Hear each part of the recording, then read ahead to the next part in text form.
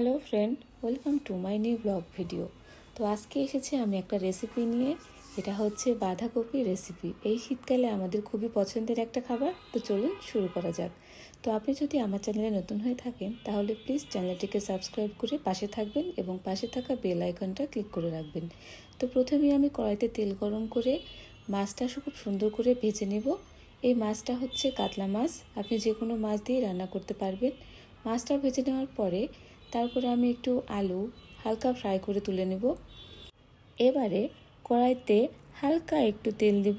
আমি সরিষার তেল ব্যবহার করেছি, এখানে আপনি অন্য তেলও ব্যবহার করতে পারবেন। হালকা একটু সরিষার তেল গরম করে সেখানে একটু কাঁচামরিচ খুব ভালো করে ভেজে নিতে হবে।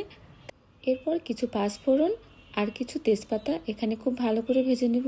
এই রান্নায় আমি কোনো পেঁয়াজ বা রসুন কোনো কিছুই ব্যবহার করব না এবং মশলার মধ্যে শুধুমাত্র আমি ব্যবহার করব আদা বাটা, জিরে বাটা আর একটু লবণ, হলুদ আর হচ্ছে গরম মশলা।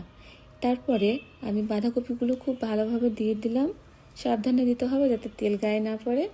বাঁধাকপিগুলো দেওয়া হয়ে গেলে এখানে একটু লবণ আর একটু হলুদ দিয়ে বেশি না 10 মিনিটের মতো নাড়াচাড়া করতে হবে।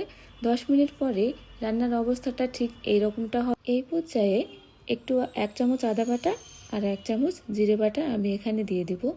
এখানে বাঁধাকপি থেকে প্রচুর পরিমাণে পানি বের হবে, এখানে এক্সট্রা কোনো পানি দেওয়ার কোনো প্রয়োজন নেই। এবার 5 মিনিট খুব ভালোভাবে নাড়াচাড়া করে নিতে হবে।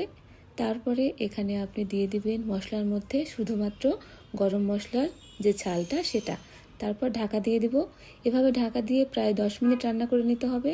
রান্নার শেষে দেখুন রান্নার অবস্থাটা এরকম আসবে, তখন ভেজে রাখা আলু আর মাছটা দিয়ে দিব।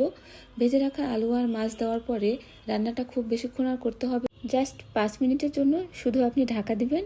ঢাকা শেষে এই অবস্থাটা চলে আসবে। এই অবস্থায় দেখুন পানি কিন্তু অনেকটাই শুকিয়ে গেছে। এখন আমি কি করব, এখানে একটু কর্নফ্লাওয়ার দিতে হবে যাতে এই পানি থেকে, এই রান্নাটা থেকে পানি ঝরে না যায়। অনেক সময় দেখা যায় রান্নার শেষে তরকারি নামানোর পরে তরকারি থেকে পানি বের হয়।